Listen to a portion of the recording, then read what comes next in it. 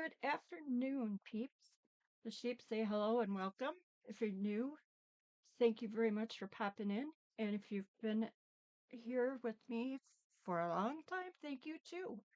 You all are very important to us and we appreciate you. I am here with two more of my blue series of journals and notebooks. And I hope you're not getting tired of them, but I'm trying to space them out. They are on the website by the time you see this. And we'll go through those first, and then I have a book we need to look through. So this little bird is a happy bluebird. He's a chickadee. And I made a little tassel for him with some vintage jewelry pieces, some charms.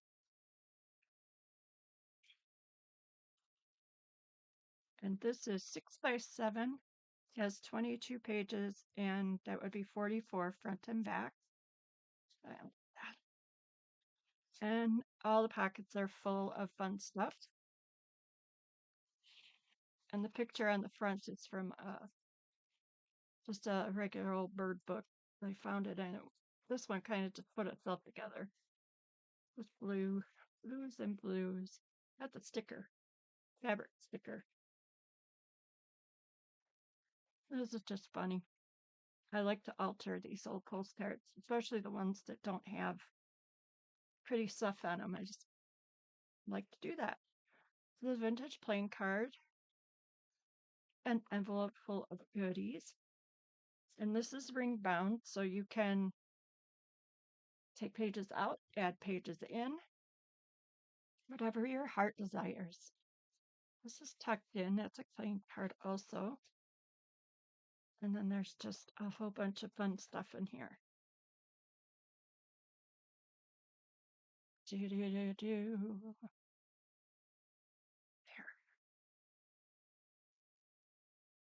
So blue everywhere. That must have been on here. A little tag, journaling spot, pocket. And some of these, rather than cut them in half, I just kind of made them kind of a signature sort of deal, which you could, of course, change. Pocket. This is from a scrapbook. And someone had glued a whole bunch of things onto it, like paper. So I soaked it just to see what would happen, and I ended up with this very pretty vellum-y kind of paper with cool glue inside. And here's some more. I always put in old ephemera and antiques. This is a receipt for the Lakeshore and Michigan Southern Railway, December 1876. And it was for capital stock.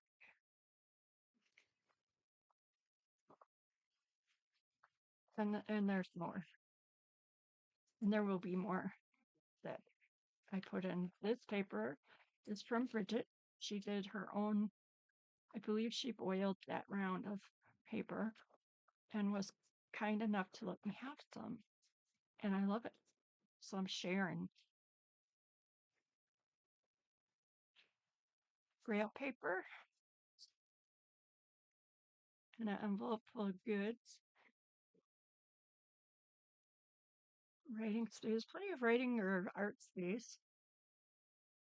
Wholesale distributors to jobbers. And this was from,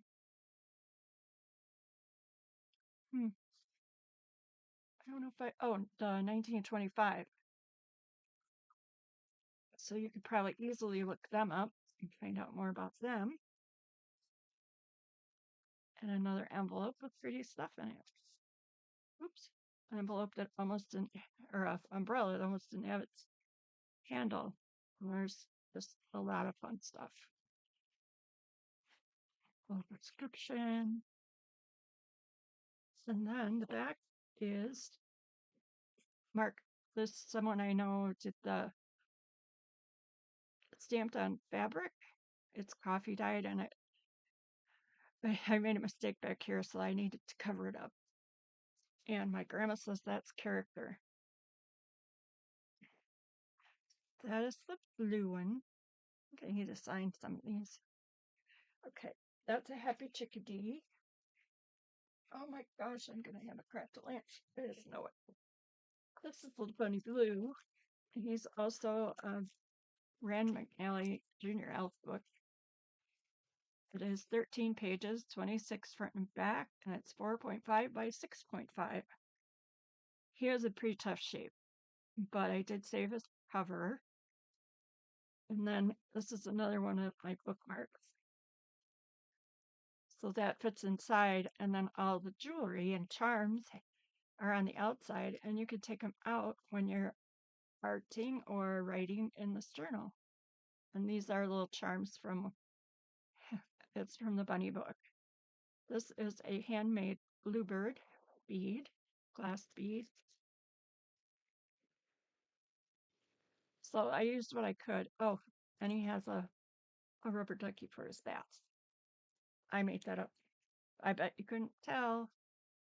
So I tried to stay in the colors. Um, I really, of course, am on a blue kick, so I guess you could say this is a blue one. And the signatures are sewed in crookedly, and the back needed help. So I put a little blue bunny on the back. Bunny Blue. I keep calling him Blue Bunny, and I think it's because I love Blue Bunny ice cream. My brain is on ice cream mode. And this is one of Angela's Principal Digitals. This, I believe, this fabric came from Carry the Paper Monkey or Carol Crinkle Path. You can find both of them. I'll put their links down below. Everybody has to have a sheep in their journal. No matter how long the winter, spring is sure to follow. And that is a Indian proverb. Little dictionary page. The bunny. These come out of little golden books. There's a few that have them. And they're so cute because they just show up on the corners of pages. This vintage wrapping paper. It's a little tuck with an envelope, cloth envelope that's coming up. What did I put in this? Oh, it's a lamb. Little tag, and that's a vellum envelope. This is a reproduction, but he fit right in here, so I just tucked him in. Happy Easter. It's not old, but it's cute. So I put him in here. So some fabric, an envelope where I need to put some things with more illustrations from the book. This center page is the page that I could save the most of. So I made it the center page of the book. What a perfect day. That holds some things in. Trying to get using some things that I have here that I don't use. And I should, like sparkly stickers. And this is a little envelope from Deb Ham, and I put a little bunny on there. Peep. Let's see. So there's a lot of room for artwork and gluing and writing and decorating. Speaking of decorating, some fringe, little bluebird. This is a little hiding spot. This I can't. I don't know if I can read the date on this, but here's looking at you. And there'll be some ephemera in there. I don't know why I put that there. I just liked it. And this is a ruffle that Carrie Paper Monkey sent me, and then I added some stuff for a tag.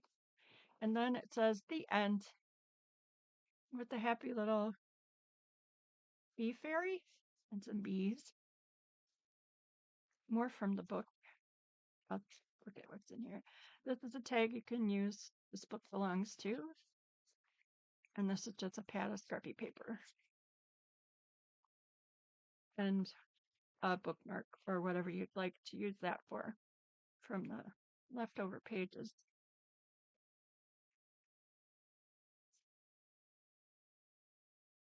So he is a cutie, but I'm not biased. So I will put him away and put him back together later. And then I have a big book. Are you ready for a big book? A cruise through. Can't fit this on the screen because it's ginormous. It is 10.5 by 13. Doesn't sound very big, does it? This is Kinsey Photographer. He was very, very famous, talented photographer. And he went from New York to the West Coast. And this book, I believe, is from 1973. Let's see, 206 photographs culled from Kinsey's 4,500 negatives by photographers Rodolfo Patrick and Dave Bone, complemented by personal documents, newspaper accounts of the family, etc.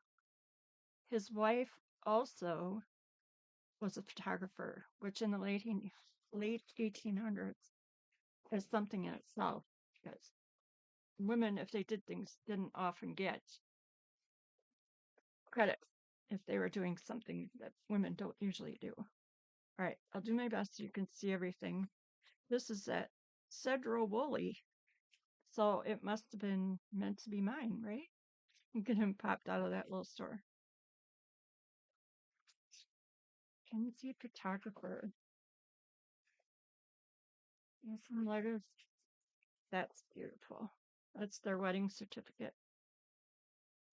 Tabitha. And there they are. And their aprons. Family of album and other work. 1974. He looks like he's got some big ideas, doesn't he? Kind of a scientist look. And she looks very sweet. Look at all that lace. So I'm just going to page through because this is really an amazing book. This is something you could fussy cut out or do lots of things. Pictures of her, and he kind of looks like a bandit there, doesn't he? Here's the family. That's her. Look at these trees, stumps. This is at the Nooksack Homestead, Woolley, Wisconsin, or Woolley, Washington State, 1895. And this is the two of them, and their friends are up sitting on top, enjoying a pleasant evening in Washington stumps. And he did a lot of experimentation with photographs and how to photograph, and very, very instrumental in documenting the logging business. It's their daughters, Nancy, Tabitha, and Ellen. Wait, that's her grandma or her mom. Yeah. I don't know what I'm talking about today, you guys. So it's their homestead, kids by the water. I haven't read this yet, but I'm going to before I decide to terminate out of here. Dorothea Kinsey was born at Cedro Woolley on August 30th, 1901, and Darius photographed her at 7 hours of age and at least once a week for the first year of her life, and regularly thereafter for almost a decade. Look at her. Oh my goodness. He was so good at catching her, wasn't he? And her little hair, curly head. Oh my goodness.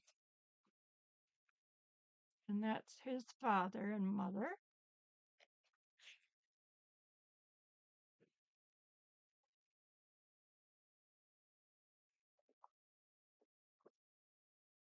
Tell Kinsey.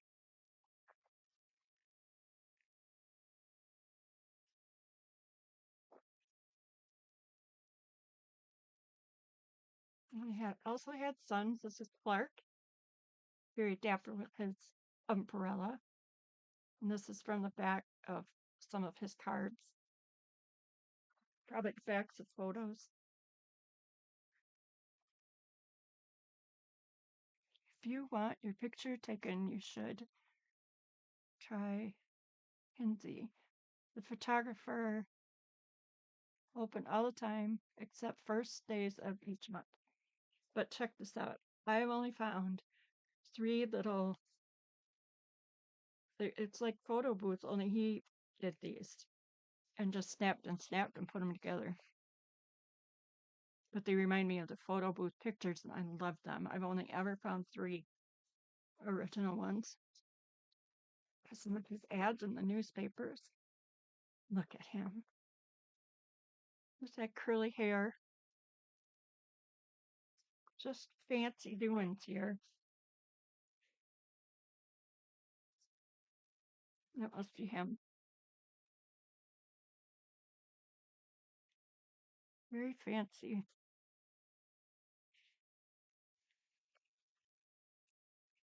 I always wonder what people were like. Must be his traveling tent studio. Yeah, the tent studio, 1902.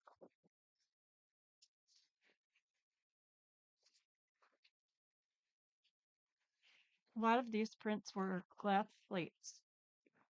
So it's pretty awesome that somebody went ahead and developed them. I'm sure the family had most of them, but that they didn't get scattered. That's a tree and a half, isn't it? Look at these horses.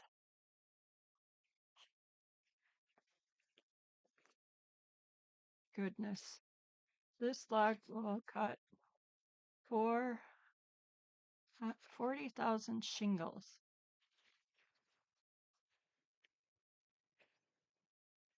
Near Ruth Mountain, Washington. Hannigan Pass, Colorado. So he did a lot of postcard work. And you can see why they're beautiful.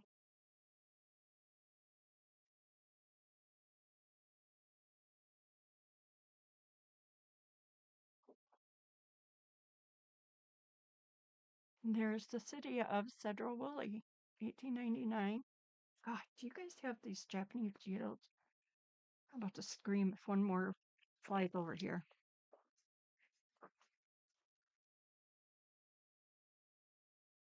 Yeah, that is a different place Dorothy was in and loved. Expedition of 1900. A roadhouse on the Skagit River. Goodell's Landing.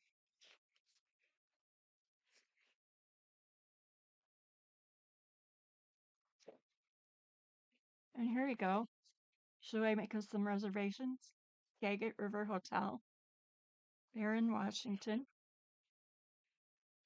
Shake Cabin on a new homestead.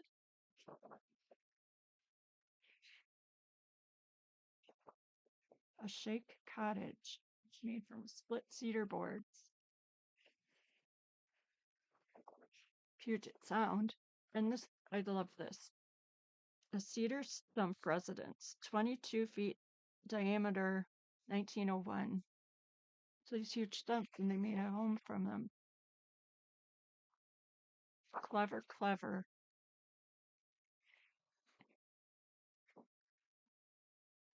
That would be a great tiny home. Mount Rainier, 1903.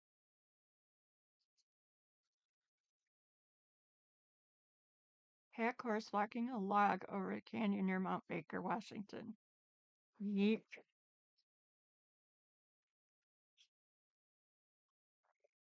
It shows you all the places they went to photograph.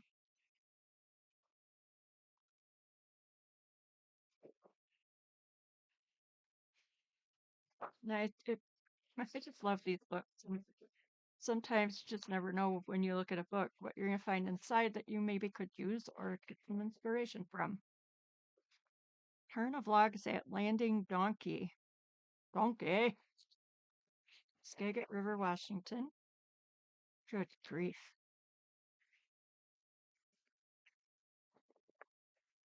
Says that's a solar print. And there's the bell, the logging train. Unloading logs. So that they bring them to the bridge and just push them out onto the river? So they floated? It's a cool train. This is a boom of shingle bolts. So from what I've read, those are pieces that will turn into shingles because they're cut a certain way, a certain length. Shingle bolts. Bolts. Largest cedar in Wisconsin, Washington. Circumference 100 feet at the ground, 1897. And it tells where the tree was. Can you imagine? He cut those down by hand. And there he started using some filters.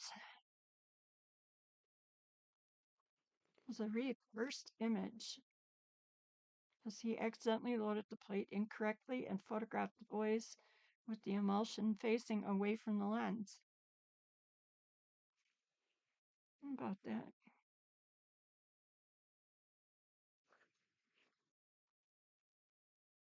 That looks like quite a crew, doesn't it? I'm so glad you guys come and put up with me. They're so. I would, even though it's brace or whatever the heck else they do, I would not be sitting there. 75 feet to the first limb. 300 feet high average timber in Wisconsin. Washington. Washington. Grief. This is a helper with a case of 20 by 24-inch glass plates on its back. A dedicated helper. I would trip and fall and break every one of them. I would not be hired again. His stuff was also used for the stereo. Oh, the stereo graze where you look in it, it's two pictures, but when you look in, it turns to one. Pioneer Trail winds through moss-hung cedar forest. Look how tiny they are.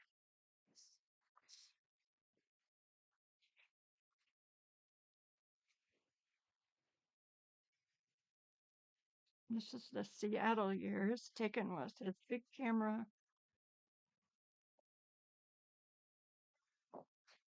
Holy cow. Lake Kavanaugh, Washington.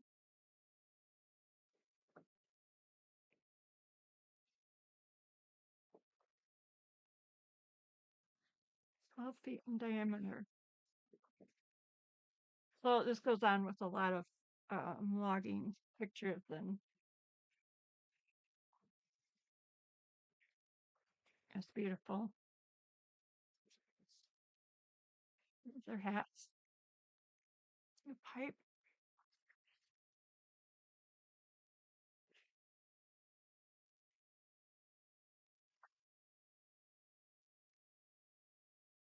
Railroad. This picture was, can't read that. Stillwater, Washington, 1919.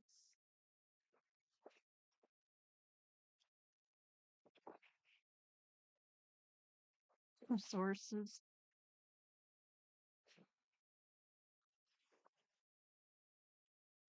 They had a big old job to do, didn't they?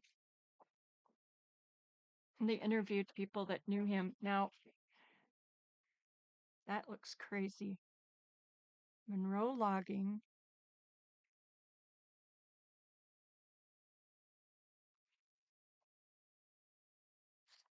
It's a quiet sort of fellow. Oh, no, not for me there. Oh, nope, nope. This is just crazy. Beautiful train. We're so lucky that people took these pictures and that some of them are still here with us. There was one I wanted to show you. Hilarious. We might have gone past it.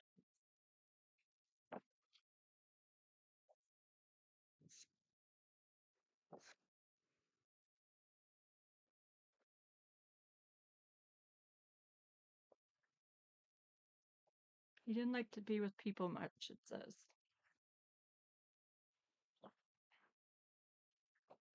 He looked like a guy with a mission.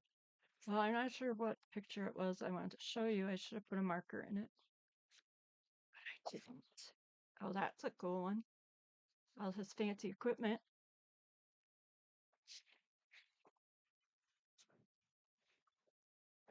Yeah, send it out. Notes and references. Our one desire is to please. If you are pleased, tell your friends. If you're not, tell Kinsey, said Holy Washington. So thank you for sitting through that.